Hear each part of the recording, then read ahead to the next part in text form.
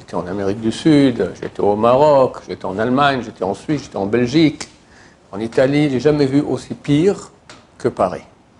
Donc, chers amis, il faut se mettre en guerre. Une guerre contre le mal. Non, non, mais moi, c'est pour être bien, je suis bien dans mon corps comme ça. Comment elle doit faire la concurrence, la pauvre femme? Elle a 55 ans.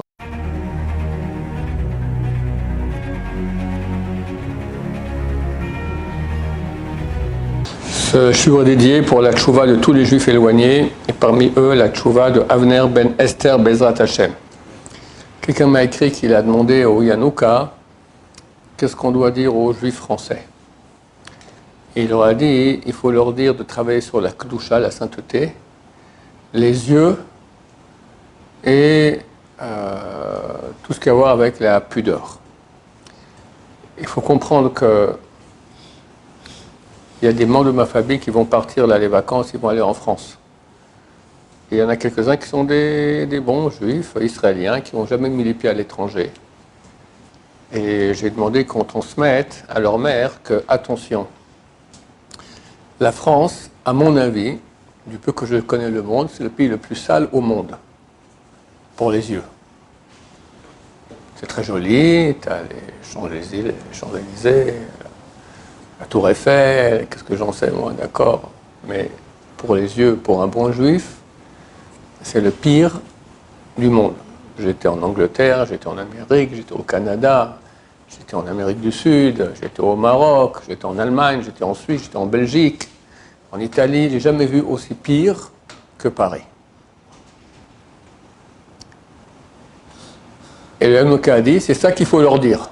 C'est ça le problème des Français. Bon, pas besoin d'être... Il est fait un très grand sage d'Israël, mais pas un très grand sage pour comprendre que c'est le problème majeur des Français. On appelle ça la kedusha, la sainteté. Tout ce qui a à voir avec le monde féminin de façon non cachère. Hachem, il a voulu que de façon cachère, l'homme ait une attirance pour sa femme et pas d'autres femmes, au moment où il doit s'unir avec elle, pour qu'il y ait une relation physique, pour qu'il les rapproche, aussi qu'il puisse faire des enfants. Mais pas quand j'étais jeune, j'avais quel âge? J'avais 14-15 ans. Il y avait déjà une bande dessinée qui s'appelait « Je ne pense qu'à ça ». Sempei s'appelait l'auteur, je me souviens encore. Je ne pense qu'à ça. Et prends un homme lambda en France, à moins qu'il soit homo, il pense déjà à autre chose, mais il pense qu'à ça. Il pense qu'à ça. Hein? À peu près. Donc, le peuple juif misken qui baigne parmi l'ambiance française, forcément, il est influencé. Quand j'étais jeune aussi, il y avait à la télévision des pièces de théâtre françaises, quoi. Un truc qui revenait sans cesse. Donc la femme qui trompe son mari, tout d'un coup le mari, il arrive, alors elle dit « Ciel, mon mari ». Tous ont entendu parler de ça, « Ciel, mon mari ». J'ai réfléchi dernièrement, c'est quoi « Ciel, mon mari » Qu'elle dise « Horreur, mon mari »,« Ciel ». Ciel, elle croit en Dieu, ciel. Protège-moi, je fais l'adultère, protège-moi. C'est tellement tordu, c'est tellement tordu. Tout commence par les yeux.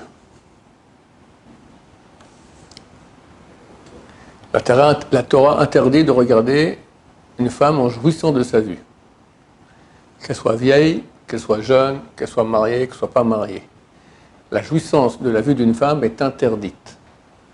Comprenez que dès qu'on voit une femme qui est belle, on est en train de faire déjà de la prestidigitation. Il faut arriver à lui parler sans jouir de sa beauté. Moi, je ne sais pas comment on fait.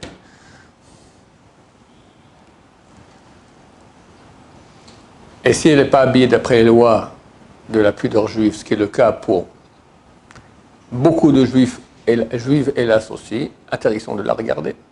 Interdiction.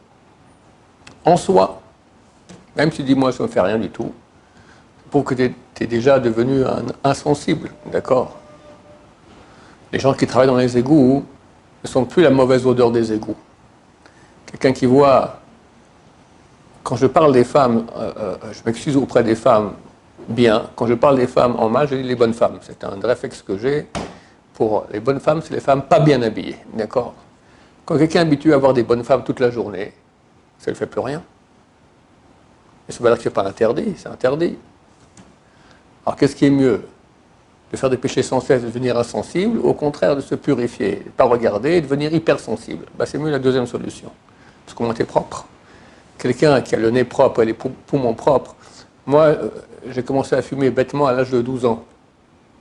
Je fumais 20 cigarettes par jour, on les faisait comme ça, on était super contents avec les copains, on est des grands, on est des adultes, on fume.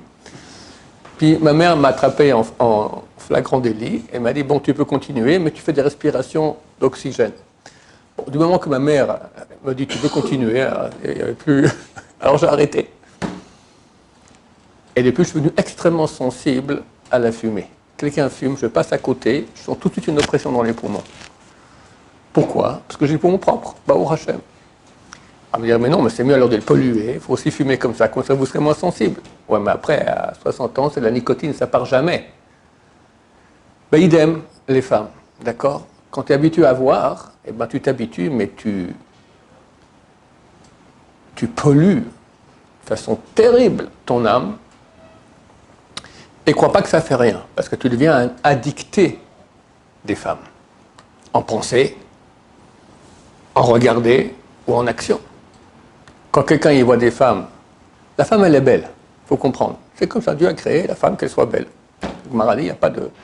La femme est que pour la beauté. Alors aussi pour autre chose, mais il y a un des points, c'est la beauté, d'accord? Et personnellement, d'accord, il y a des beaux tableaux, moi j'étais dans les beaux-arts, des très beaux tableaux que j'ai vus dans ma vie, j'ai vu des belles fleurs, j'ai vu des beaux paysages, mais rien n'équivaut à une femme. C'est évident, c'est plus beau que tout. Donc, si tu commences à t'habituer à regarder les femmes, tu vas créer une dépendance en pensée impure, en regard impur. Et faites un essai. Essayez d'aller dans la rue. Même ici à Ramoth, où les femmes sont habillées comme les Esquimaux, allez dans la rue sans regarder les femmes. Vous verrez à quel point, et je parle ici à Ramoth, je ne parle pas de Tel Aviv, ni Netanya, et encore moins Paris ou Nice, d'accord, Hachem Ishmor. Tu vas voir qu'il y a des pulsions phénoménales à tric. Tu ne veux pas regarder, et les yeux vont regarder quand même.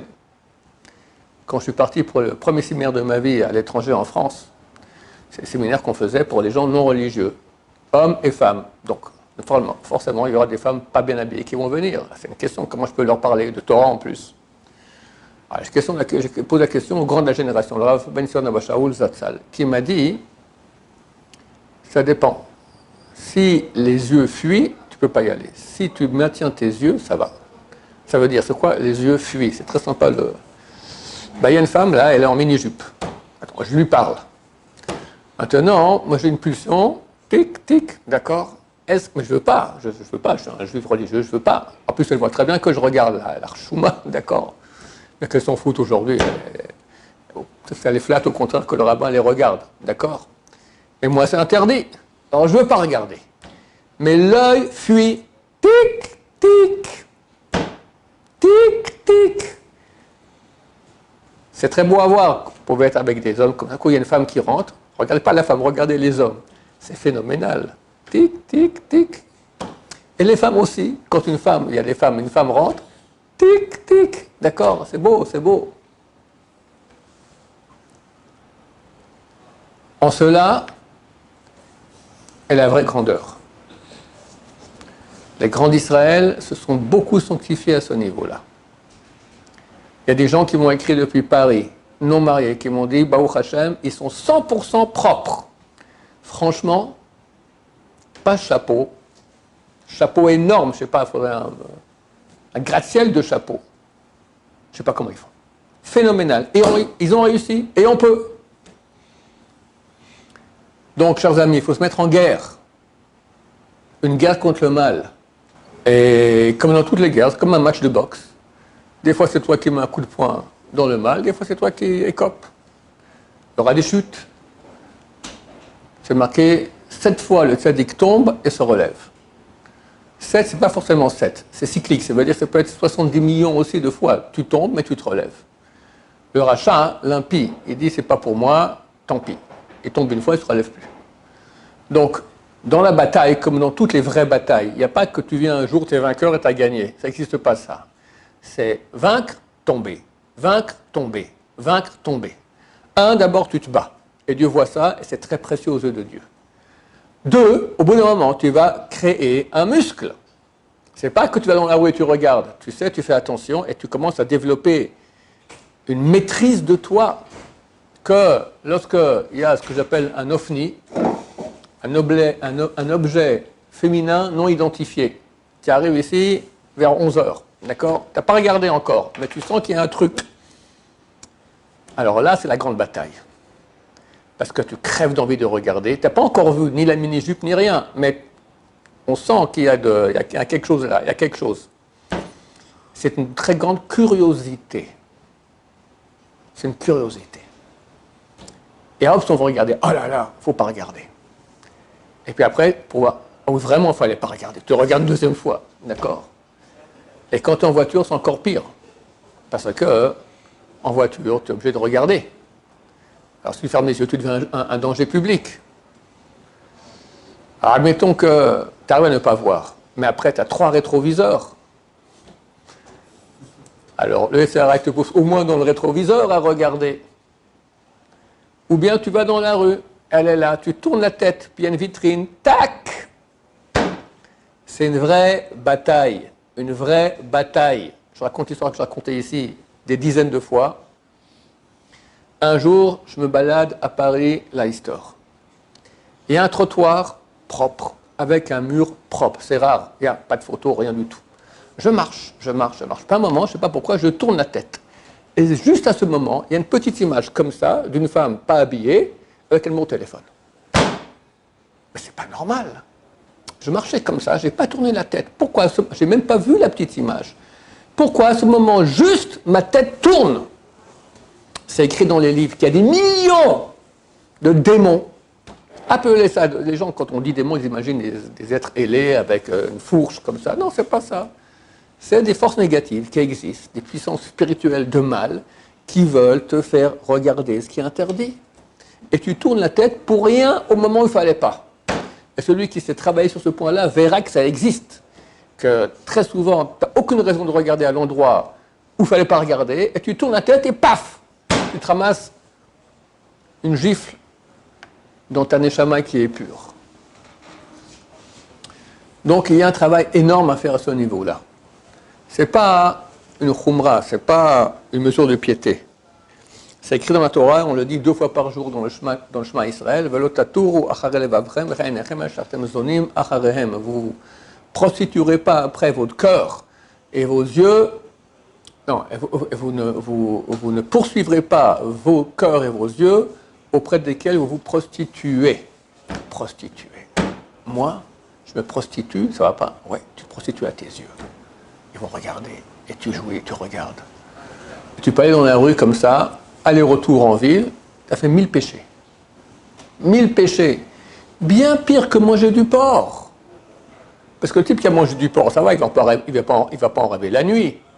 Le type qui a fait un tour en ville, a vu 1000 bonnes femmes, à quoi il pense la nuit? À un Tosfot et un Rambam. Elles viennent, les bonnes femmes. Et vas-y, pollution nocturne, ou pire, volontaire, ou pire, avec des femmes. C'est le début de la fin. Il y a un boulot énorme à faire dans ce domaine. Et pas à dire c'est pas pour moi, c'est pour tout le monde. Une fois tu t'es retenu, c'est déjà bien. 1000 fois, tu as un héros d'Israël. Et sachez, c'est écrit qu'une mitzvah que les gens ne font pas, quand quelqu'un l'a fait, il reçoit le mérite de tous. Donc quelqu'un qui est à Paris, fait attention. Quand je dis Paris, c'est Lyon, Nice, Marseille, partout. Hein.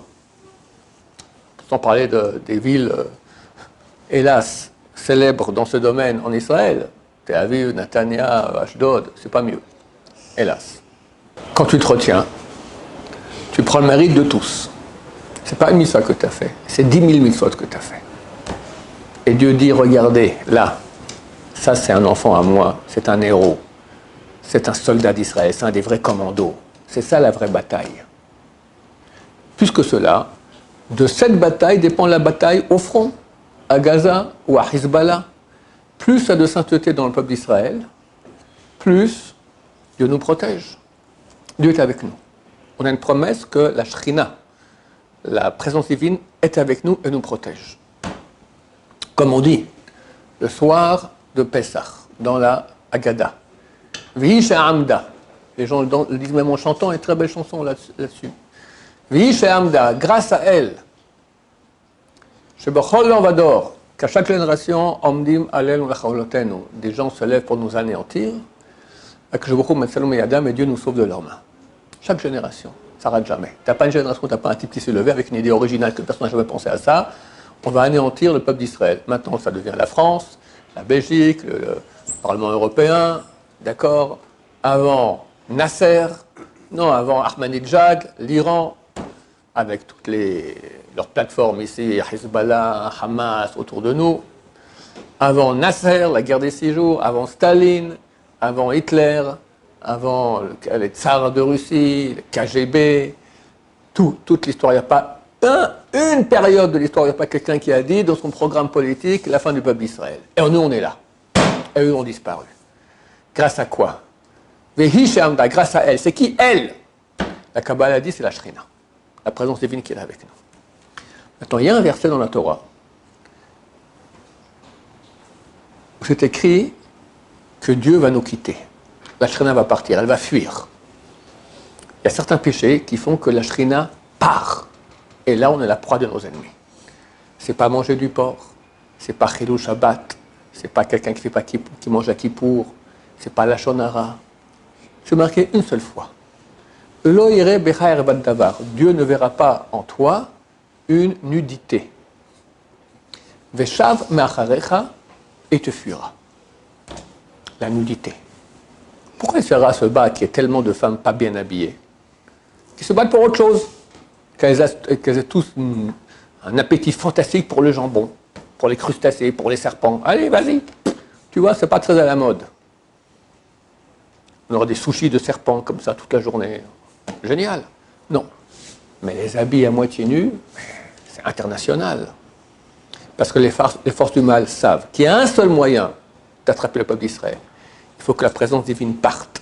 Et il y a un seul moyen pour que la présence divine parte, la nudité.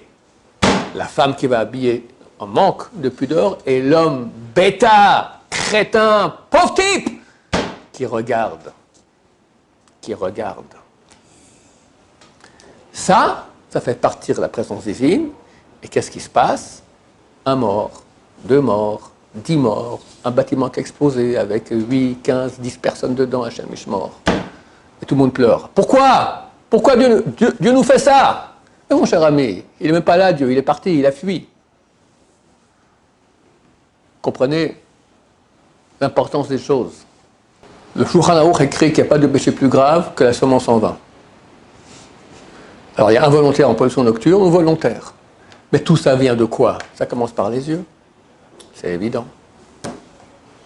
Donc il y a un travail énorme à faire. Les malheureux, très très très malheureuses personnes, qui ont un smartphone qui n'est pas protégé. En bon français, no chance. Tu n'as aucune chance de t'en sortir. Forcément tu vas déraper. Il y a le porno, 1,5 milliard de connexions quotidiennes dans le monde. Et on m'a dit que même ils envoyaient, même sur les protégés, ils t'envoient des hameçons, des choses, d'accord, sans cesse pour t'atterrir là-bas. Mais même, on te fait maintenant une pub pour, je sais pas moi, un lait pour les enfants. Puis tu as une femme qui le présente. Bon, elle n'est pas des plus moches qui existent au monde. Elle n'est pas habillée d'après les lois de la pudeur juive. C'est pas porno, mais c'est interdit aussi, mon cher ami. C'est interdit. Interdit. Vous ne poursuivez pas vos yeux. Et bien sûr, je m'adresse aussi aux femmes. Si vous aimez le peuple d'Israël, pourquoi faire souffrir le peuple d'Israël que la Shrina, la présence divine, quitte le peuple d'Israël? Quoi? C'est tellement important de laisser ouvert ici un peu. C'est tellement important de montrer ses jambes. C'est tellement important d'avoir un habit qui est moulant. Ça va, tu as d'autres qualités en toi que ton corps. Ton corps comprend, c'est rien. C'est un morceau de chair, de viande. Tu montes ta viande. Qu'est-ce qu'il y a là-dedans? À ton mari, vas-y, très bien. Parce que c'est normal que ton mari soit attiré par toi. Mais aux autres, à d'autres hommes mariés qui vont peut-être regarder plutôt que de regarder leur femme. Non, non, mais moi, c'est pour être bien, je suis bien dans mon corps comme ça, pauvre type au féminin. Mais tu fais des dégâts, tu fais des dégâts. Parce qu'il y a des maris, pas dans tous les couples, c'est le beau fixe, la belle vie avec sa femme. On peut dire dans très peu de couples, hélas. Donc lui, déjà, ça va pas. Puis après, il voit d'autres femmes qui sont des fois plus attirantes que sa pauvre femme, même si la femme est attirante, et la pauvre, elle essaie de tenir le coup. Mais bon, quand c'est nouveau, c'est plus intéressant. Et puis combien de temps elle peut tenir le coup? 35 ans, ça va. 40 ans, déjà moins. 45 ans, de mal en pis. 50 ans, fini. 55, on n'en parle plus. Terminé. Et chaque année, il y a la nouvelle gamme des bonnes femmes qui sortent. 18 ans, 19, 20, d'accord. Attirantes, pas bien habillées. Comment elle doit faire la concurrence, la pauvre femme? Elle a 55 ans. Vas-y, tiens la route, fais quelque chose pour attirer un petit regard de ton mari. Terrible, terrible. Alors, le mari, s'il fait attention à ses yeux, elle est contente de sa femme. Mais toutes les femmes qui vont maintenant être des pièges pour tous ces hommes-là, c'est criminel. Criminel. Ah, monsieur le rabbin, vous êtes trop extrémiste. Je ne suis pas extrémiste, moi je veux le bien du monde. Qu'est-ce qu'il y a de pire que le manque de shalom dans un couple? Si un homme il est plus attiré par sa femme, et sa femme le sent, alors est-ce qu'il y a une tristesse plus grande pour la femme que cela? Elle fait tout pour essayer d'attirer un regard de son mari, mais c'est malheureux comme tout.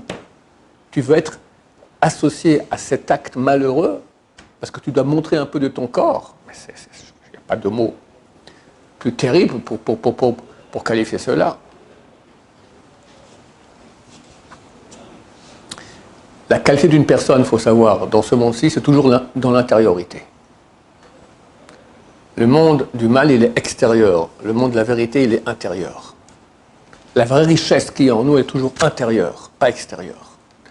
Plus quelqu'un va investir dans son extérieur, plus il aura un intérieur qui est pauvre, vide. Et ça finit d'habitude avec une dépression nerveuse.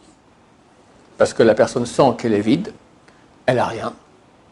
Elle essaie encore de faire d'autres choses pour extérieur, pour essayer de refaire revivre son intériorité, mais ça ne marche pas parce que l'intériorité ne va pas se nourrir par l'extériorité. Donc elle est vide.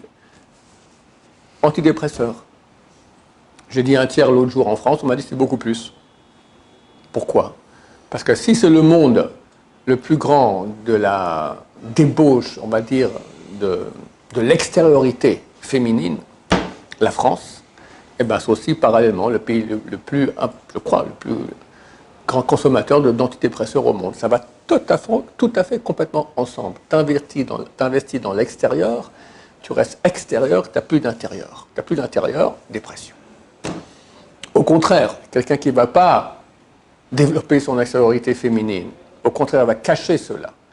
Elle va commencer à avoir une réalité intérieure riche, belle, vivante, d'intensité de vie, de bonheur, c'est évident. Parce qu'on est intérieur, on n'est pas extérieur, on n'est pas du corps, on a un corps. Voilà, chers amis, je voulais un peu renforcer nos frères francophones dans le monde entier pour ce point que le Yanouka a souligné, ce qu'il fallait dire aux Français. D'accord, la kedusha, la sainteté, les yeux, attention à toutes les relations, tout contact homme-femme qui est interdit. Baruch Adonai, l'olam, amen va amen.